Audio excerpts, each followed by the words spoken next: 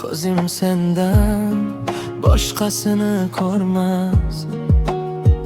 Kulging bilan uyg'onar qalbim, go'yo bahor kirganday har dam.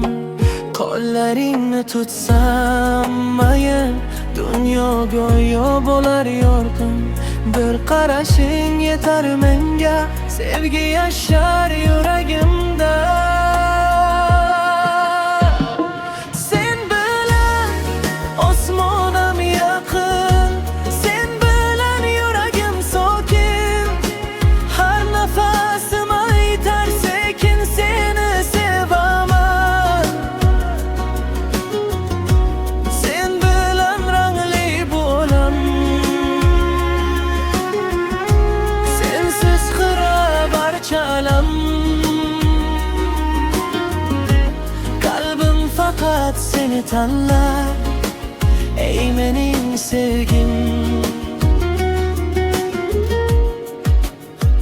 Yomg'ir yog'sa yonimda bo'l, ko'zlarimda umid bo'lib qol.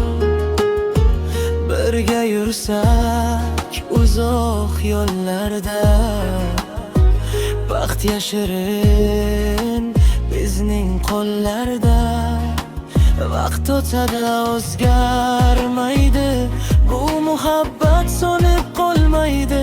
Yuragimda yagona ismi bu sen, faqat sen. Sen bilan osmonam yaqin, sen bilan yuragim sokin. Har nafasim aytar sekin, seni sevaman.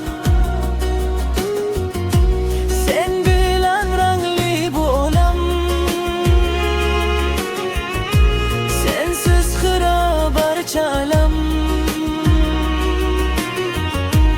Qalbim faqat seni tanlar, ey mening sevgim. Ko'nglim seni kutaverar, har tong seni deb yashar. Yo'lim oqsa ham bir zum, sening isming yo'limga nur. Sen bilan osmon ham yaqin, sen bilan yuragim sokin. Har nafasim aytar sekin, seni sevaman. Sen bilan rangli bu olam, sensiz xira barcha alam. Qalbim faqat seni tanlar,